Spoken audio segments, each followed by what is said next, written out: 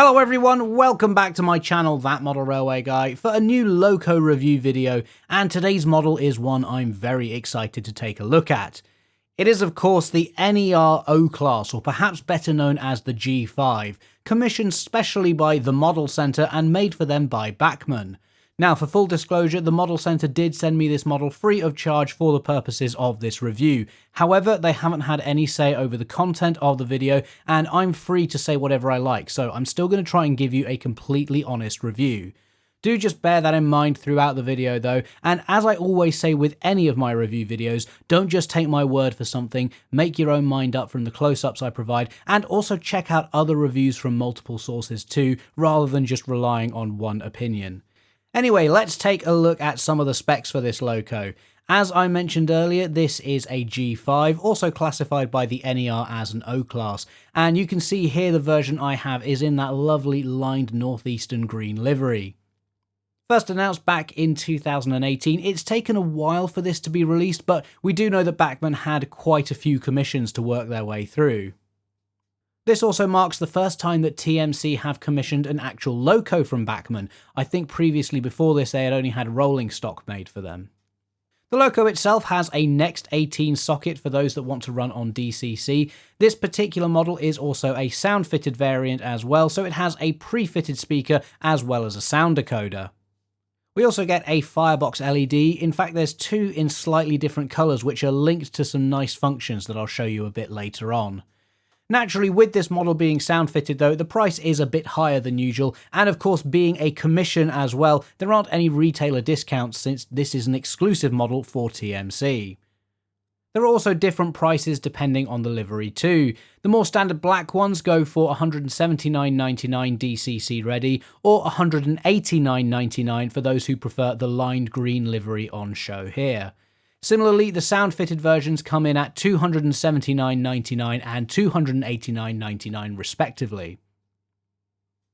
Now, there may be some who feel those prices are too much for a tank engine, albeit a large one. That said, don't forget that this is a special commission. It's a limited edition, it's not widely available, but on the flip side, that does mean that our expectations rise accordingly too. So, let's see if this model is able to justify its price tag.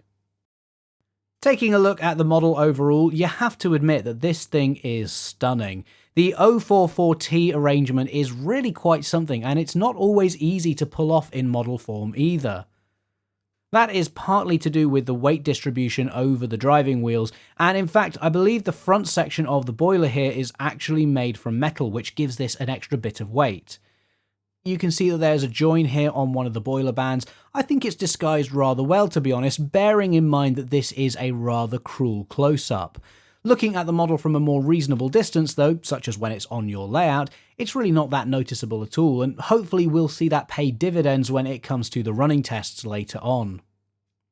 Obviously, this is one of the versions in the northeastern lined green, a really lovely livery and one that Bachmann have previously done very well with their J72E1 model from a few years ago. As you can see, the quality of the printing is really nice, both on the black and white lining around the tanks and also the lettering on the sides there too. As for the general overall colour, it matches pretty well with the E1 too. I'd say maybe this loco is just slightly lighter, but certainly when they're on a layout together they match pretty well. We can also see the number plate printed really nicely on the cab too, and in fact some of you may have noticed that this is a model of the new build G5 locomotive that is currently being worked on. The printing all over though is really nice and sharp, so yeah, no complaints there. Looking at the footplate too, you can see there's some really fine lining along here, as well as additional detailing around the wheels such as the brake rigging along with those steps too. We also have these nice wheel splashes at the front, again really nicely lined there just like the rest of the model. Looking at the front of the loco, we've got a great chimney there, along with the separately fitted handrail across the front of the smoke box and that distinctive dart too. There's more nice printing along the front of the buffer beam too, especially with the number printed again in that tiny lettering. And we've also got some great separately fitted pipework here too, along with that really nice screw link coupling as well, which looks really great. Additionally, there is a second NEM tension lock coupler in the detail bag for those who might want to run bunker first, along with plenty of other extra details to fit yourself too, such as the cab doors, lamps, nice to have those included, and of course with this being a sound fitted model we have a DCC blanking plate too. Also, it shouldn't come as a surprise, but we do have sprung buffers on this model. There's not as much resistance to these as on other models, but considering that this is purely a cosmetic feature rather than having any actual function, I don't think it really matters all that much. Moving back along the loco, we have more separately fitted handrails running all the way back to the cab, along with some really great pipework around this pump too, which looks fantastic. I do just want to quickly note the dome. I've seen some people complain that this is a different colour to the rest of the model, and yeah, it maybe slightly is. I'm guessing that might be because of the different materials used, so metal for the boiler and then plastic for the dome, but I will say it looks a lot worse on camera under these high intensity lights than it does with my own eyes. I honestly thought this would be something that would really bother me, but in reality, I hardly notice it, especially under more normal lighting conditions. It is weird that it shows up more on camera than it does with my own eyes, but yeah, looking at it from a reasonable distance again, I don't feel like this is as big of an issue as some people have made out. Back towards the cab, we have the safety valve and whistles too. These are really nice, and I love this new technique that Bachmann is starting to use in this area. I think I saw it first on the mainline Hunslets in 009, and I was really impressed with it then, so it's nice to have this carry over to the 00 gauge range as well. For me, it looks so much better than the metallic paint or even the electroplated finishes we've seen in the past from other manufacturers. It's a nice midpoint between the two, which I think works really well. And also, while we're taking a look at this area, I just want to point out the spectacles, again with that really fine lining around the circumference too. The cab interior is fantastic as well. The attention to detail on the traditional controls is really nice, but they've also included detail on the back wall to the bunker too. You might just be able to see those little storage cupboards there as well. Don't forget, we also get a firebox LED in this model too, which we'll be checking out later on because there's some nice extra functions with that I've not seen included on other locos before. Meanwhile, the rear exterior of the cab is painted black, unlike the rest of the loco. I remember noticing this on the Bachmann E1 model too when I reviewed that a few years ago, so it does look like this is a livery feature of the Northeastern Railway. There's also a nice coal load in this model too, as well as more separately fitted handrails and lamp irons. Similarly, there's more detail on the buffer beam with that printed numbering present again too. So that's a quick look over the detail on the entire model, but now let's see how well it runs. With the G5 on the rolling road, let's see what the performance is like as I start turning up the power. Yeah, a nice smooth pull away there, and you can see this model has a really consistent slow speed crawl. Bear in mind, of course, that with this being a sound fitted loco, I'm running this on DCC, which means I can take full advantage of the speed curves built into the decoder.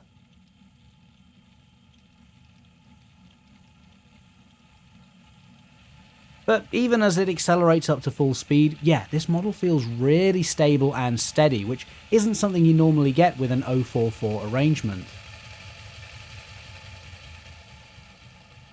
Okay, so slowing back down now, let's see what it's like in reverse.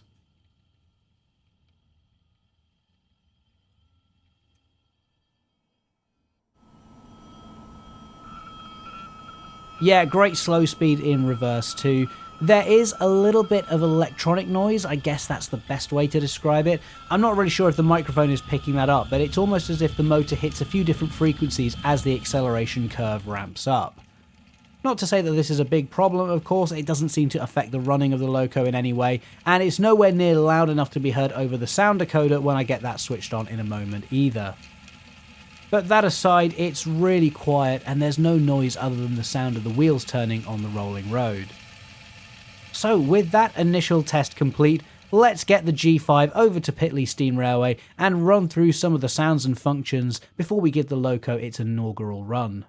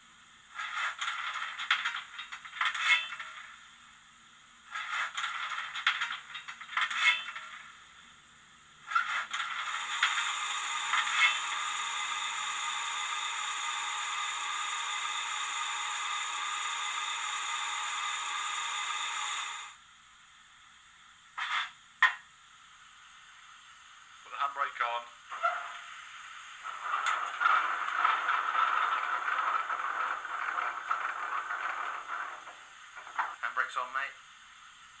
Release the handbrake.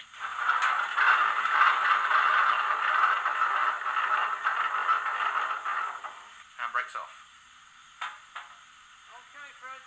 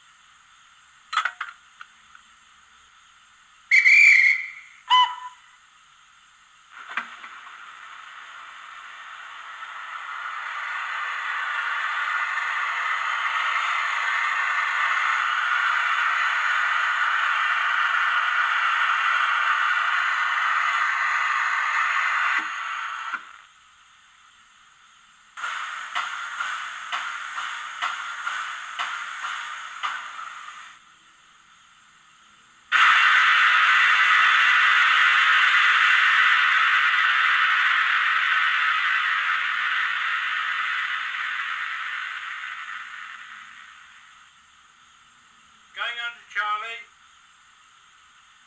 Clear from the guard.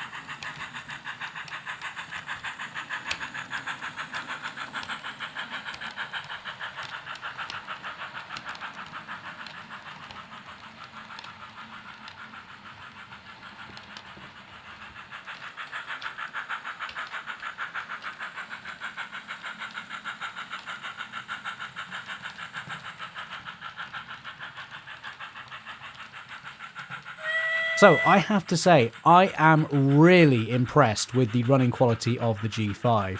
Sometimes when I get new locos on the layout, I quite quickly figure out what their limits or their weak points are. That certainly isn't the case with the G5 though, because it's a really solid runner. I've literally just plonked it on the track and it's taken everything I've thrown at it, from dodgy baseboard joints to set track points in the fiddle yard, and yeah, it hasn't derailed or stalled once.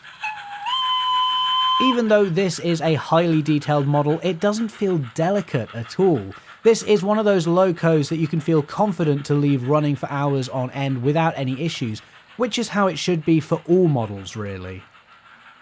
The sound is superb too. There's quite a lot of space in the bunker, so I'm guessing there's a decent sized speaker in there, but yeah, it sounds great chuffing around the layout. Having the extra little functions such as the switchable whistles and those additional LEDs in the firebox that are linked to certain sounds, yeah, it seems like they've really thought things through with this one.